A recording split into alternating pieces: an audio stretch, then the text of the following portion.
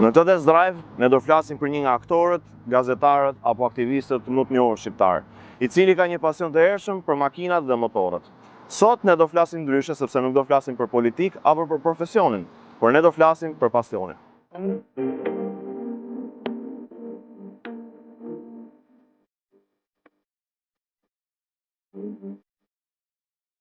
Të jemi me Florian Binaj, i cili është një nga aktorët më të njohur të humorit shqiptar dhe vetëm, që realisht mund të paktën e mritur me skeqet e tua dhe e dija që e pas pasion për makinat dhe motorët, por nuk kam parë informacion se çfarë ndodh me ty lidhur me këtë gjë.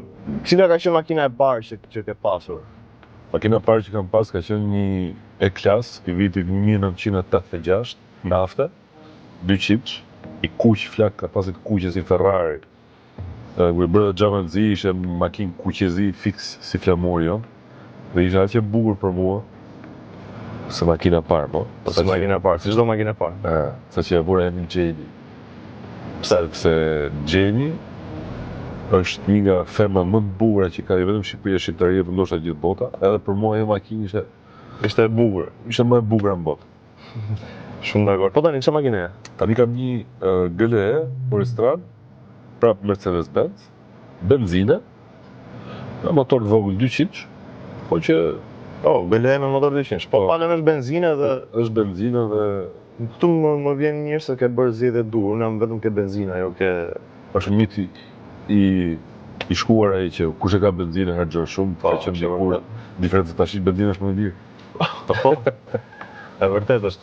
Cila është makina ëndrave shumë që mund të kesh? Ke pas një makinë ëndrash? E kam, vazhdon del në ëndër. Vazhdon e ke ëndrash, okay. Është S-Class V140. Sloni, Për mua është makina më e bukur në botë dhe nuk e ka te kalu dot asnjë makinë tjetër. Daç për dizajn, daç për sigurinë, daç për elegant, për vëllim, për teknologjinë e kohës që ka pas, edhe për madhështinë, për seriozitetin, për borërinë, për gjithë gjej fjalë me vlerë dhe asaj dhe i shkon. Asaj. Shumë e vërtet. Që pas asaj ka vazhduar dhe pas Mercedesit, por jo dhe Mercedesit, por gjithë bota është downfall, është rënje shumë e fortë. Janë bosi kanali YouTube-i makina. Subscribe!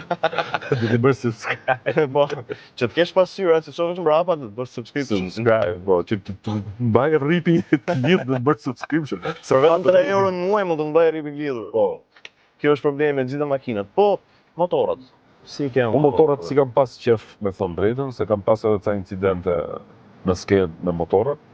Por duke qenë se si ka ardhë jeta në Tiranë, që ti me makinë nuk marrë do të punë, do të kesh vetëm Dracula që rroja 600 vjetë, edhe ka me Terezin më t'ja dali në Tiranë. Më është dashur të bëj një motor për të mbaruar punët, edhe kam një Vespa të vogël, vitit 2000, 26 vjeçe, dhe jam te masë e kënaqur. Është e vogël, dhe Vespa si janë vënë edhe Gjoda. Nga që shumë e vogël. Sa dhe thonë, për këto nuk po të pyesja pse e bënë me çfarë. Edhe gjithë njerëzit më shohin thotë, "O Flora, problemi më të madh është se shumë i vogël." Po pikërisht është i vogël për futesh. Shumë e vërtet. Dhe deli parë i rresht. Shumë e vërtet. Po kam parë pas që kishte një kokore shumë bukur, një kokore të dizenjuar, të pikturuar. Po kur bleva motorin, bleva dhe kokoren.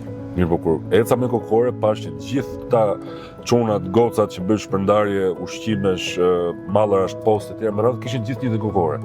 E thash, po pritëm se s'duhet kemi gjithë një dhe kokore, se kokore është vërtet më të mbrojtë, po mund të dhe një formë shprehjes artit. Kështu fillova të pikturoja gjërat vogla, fillova të pikturoja ata idhut të rilindjes që unë kam shumë qef, piktura që unë kam shumë qef, kuklla që unë kam shumë qef, kam Dragon Ballin, Homer Simpson aty kokore, dhe është bërë një mishmash i shumë gjërave që unë kam shumë qef, dhe që atëherë kam bërë kam pikturuar kokorën e kalamajve, mijat, nusës, gjithë. Dhe vazhdoj e bëj këtë gjë për qef sepse është një formë e treguarit gjërave që ke qef. Makina më e bukur dhe më e shëmtuar që ti mendon. Makina më e bukur e thash është S-Class V140, makina ëndrave të mia, që i kam dhënë për herë të parë 29 vite, mbas herës parë që e pash në një. Si ishte ndjesia? Po, është.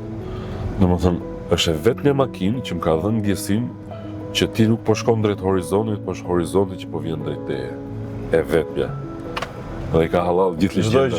Çdo gjë but, çdo gjë qetë, smooth, ashtu siç duhet të jetë. Po, kurse më shumtuara makinë për mendimin tim, është një makinë, është një Fiat që unë e quaj Fiat Tsubashi, si kryetari i Bashkisë Fierit që ka një gusht të madhe, që ka kokë gush. Edhe kjo Fiat është Fiat që ka fener sipër, fener poshtë. Multipla. Fiat multipla. Po. Edhe unë i quaj Fiat Tsubashi.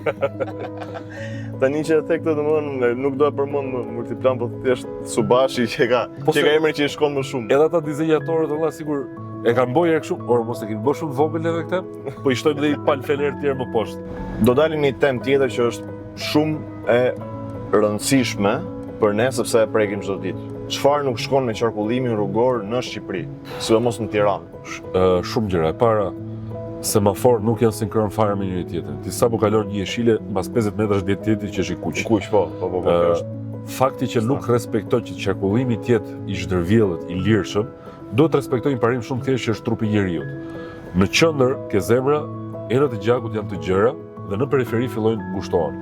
Tek ne në Tiranë, sidomos po edhe në Shqipëri, sidomos Tiranë, është komplet e kundërta. Në qendër janë të ngushta dhe në periferi ke rrugë që janë 9 metra. Po, që nuk shkelen nuk shkelen fare, vetëm parkohet aty. Dhe kjo e bën çorap, për mos fol pastaj për mënyrën idioteske se si bëhen kryqëzimet, se si bëhen vizimet, por ashiti nuk duken shef me as vija kursie, as sinjalistika. Në tërësi, mendoj që jo vetëm kryqëzimet apo vijat e bardha e tjera me radhë, por çdo sinjalistik është ose pas pemës, semafor të fshehur, në një nivel që ti do të zjasësh kokën ta shohësh.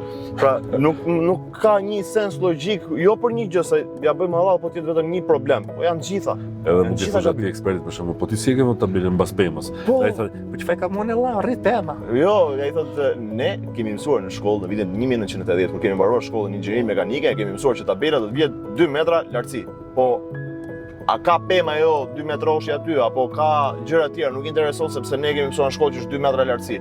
Edhe nuk e di kush është ky eksperti që ka vënë gjithë ato sinjalistika dhe gjithë ato gjërat, por sugjeroj që të shkarkohet herë të vend dikë që është më i ri dhe pak më logjik se ai. Se shkarkohen ka vu partia, mos të shkarkohen. Nuk e di në shkollë. Edhe i thu, o vllai, po nuk vjen mas pemës. Mirë, pa problem. Edhe filloi sharrojnë pemën. Sharrojnë pemën, po. Vën me stabil. Pastaj kemi edhe një problem tjetër që kur ndodhi aksident, nuk e rregullojmë vendin ku është bërë aksidenti, por vend tabelën që themi me 20 km/h. Kujdes se këtu vdesin. Vend lapidar. Pastaj po vdiqen më shumë tjera, vend një beton që mos kaloj rrugë. Pastaj mos vdes shkollaj. Po. Pastaj po vdiqen prap e mbylli fare si rrugë bëmi rrugë tjetër tjera se. Po. Këto janë në thelb. Për të mos fol pastaj për atë kryqëzimin më të çuditshëm që është në Tiranë, që është tek Radio Televizionit Shqiptar, një ngushtim që është bërë gjithë rrugës së liceut që çon Radio Televizionit Shqiptar, nga 3 kursi e kanë bërë me një kursi është vetëm beton me hekra, dhe një kursi e madhe sa për autobus e kanë bërë kursi biçikletës që s'kalon asnjëri me biçikletë aty, dhe kanë vënë 16 semafor në kryqëzim. Po me shqiptarët për shembull, çfarë nuk shkon me makina? Unë them që nuk shkon asgjë, sepse shqiptarët sa shkojnë jashtë shtetit bëhen më gjermon se gjermani. Po, vërtet. Dhe kur vjen gjermani këtu bëhet më shqiptar se shqiptari. Kështu që unë nuk e besoj fare këtë hedhjen balt që i bëhet popullit tonë që se ne jemi kështu, ne si popull s'bëhemi, jo, është e gjitha tek respekti i ligjit. Pra nëse atje jashtë ka kontrolle më të rrepta, gjithë i zbatojnë. Kjo është shumë e vërtetë. Unë mendoj që shqiptarët, për shembull, po të marr një rast kur u bë një reformë me qarkullimin për rripin e sigurimit që kalojnë me komisione të tjera me radhë, aty u prezantu shqiptarët me rripin e sigurimit, me semaforin, me këto. Dhe ti sot me 70.000 lekë të vjetra gjop për telefon, ndërkohë që telefoni është pika më e rrezikshme e çdo personi. Gjithë aksidentet më të frikshme, më me pasoja fatale janë bërë për telefonit, dhe këta kanë telefonin 70.000 lekë të vjetra. Nëse ti do hiqe tjetrit patentën për telefon, e shifi ti do shifi më njerëz në telefon rrugë. Po. Ai 70.000 lekë i bë klufi i telefonit. Po kjo është problemi me ne, me ligje dhe zbatimi dhe frika. Shqiptari, të paktën shqiptari mendoj unë sepse shqiptari jemi, nuk e dim se si janë popujt e tjerë, me frikë edukohemi. Ne nuk edukohemi me të thënme. Dhe diçka për shkak duke qenë se kemi këtë qarkullimi, ka njerëz që pinë me vetdije dhe hypin makinës. Dhe kur bëjnë aksident, shkojnë në spital përveç se rrezikojnë të marrin jetë njerëzish, unë do kërkoja, do të shpresoja shumë që këta ligjvënësit që janë të bërë një ligj që ai që kapet duke i pirë do timon, përveç se ti hiqet patenta përgjithmonë, po, ta masi mirë atë kur ta bëhet e gjë. E dyta, të bë kryesore në spital të gjitha shpenzimet ti pagon nga xhepi vet. Sepse ne si qytetar nuk kemi pse paguajmë me taksat tona, budallikun e tjetrit. Dhe pa përgjegjësinë e dikujt. Shumë e vërtet. Ta bëj me xhepin e vet. Dhe shefti pastaj sa do pimë. Shumë e vërtet. Shumë e vërtet. Mendoj që shiko këta e kanë bërë pak atë ligjin, domethënë e kanë kaluar me burg direkte, nuk e di se çfarë është bërë fiks fare këto kohë fundit mbas aksidentave, por ne vazhdojmë. Ne kemi 30 vjet që duhet bërë një aksident që ne të rishikojmë ligjet apo të marrim masat. Dhe ky është problemi me ne. Domethënë ne të gjitha ligjet që kemi vendosur me gjak. Dhe unë mendoj që një nga problemet më të mëdha të qarkullimit rrugor është që ti merr përgjegjësi që nuk takon. Nëse ty të hidhet tjetri mbi makinë dhe ti e përplas atë e vret, ti shkon brenda, ti merr çdo gjë përsipër, ndërkohë që në vendet e tjera ti duhet të dëmshpërblehesh. Po diskutojmë. Dhe ka një problem që në Shqipëri, nëse do i marrim gjërat si një rroba qeps, rroba qepsi të merr masat, pastaj të qep kostumin. Ne këtu të qepim kostumin, pastaj themi, pritet hajde të marrim masat. Okej, ne po afrohemi tek vendi ku kemi sfidën.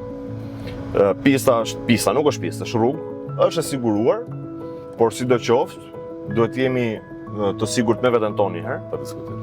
Sepse do bëjmë një kohë, mundohemi ta bëjmë shpejt, por mbi të gjitha e sigurt, sepse fund ditës, ja kemi thënë të tjerëve, nuk do paguheni për nëse deli pari ose jo. Sidoqoftë, në fund, domethënë kjo është puntata e 6, në puntatën e 7 do të dalin edhe lista e kohëve dhe aty do mësojmë se kush është i pari dhe kush është i fundit. Unë do i jepja mesazh gjithëve që në makinë është një përvojë që duhet shijuar. Pra nuk duhet të rrezikuar. Shumë vërtet. Thjesht duhet shijuar, shijosh peisazhin, shijohet gjithë kjo fuqi që t'jep motori makinës, edhe të shijosh edhe aftësinë tënde, disiplinën tënde për të qenë i përbajtur e për t'i vënë gjithë tonë në sinkron.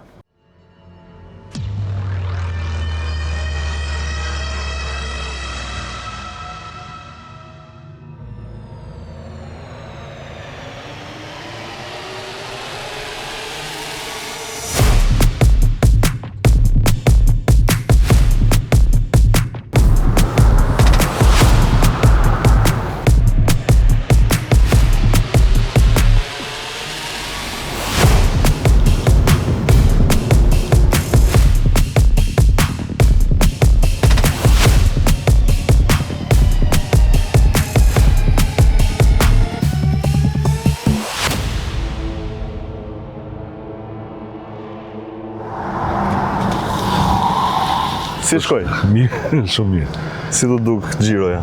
Më thonë drejt prisja startin ta kishte më të fuqishëm, po e merr të shpejtësinë mbrapa dhe kur merr të shpejtësinë pastaj vite ora për të shtyp frenat edhe. Okej, po ishte goxha. Si mendon që ke dalë?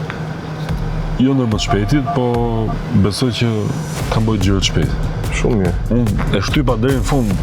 Ti bëre tëndën? Unë e dhash maksimum. Po varet sa kanë bërë tjerët. Po. Okej, më vjen shumë mirë. Të falenderoj shumë që ishe pjesë e këtij emisioni. Faleminderit juve. Dhe për mesazhet e rëndësishme që dhe. Së bashku do shihemi ke episodi radhës. Patjetër që derisa të shihemi ke ajo, bëni subscribe, like, share, gjitha pa lekë keni kemi thënë, si mua, si Florit dhe shihemi.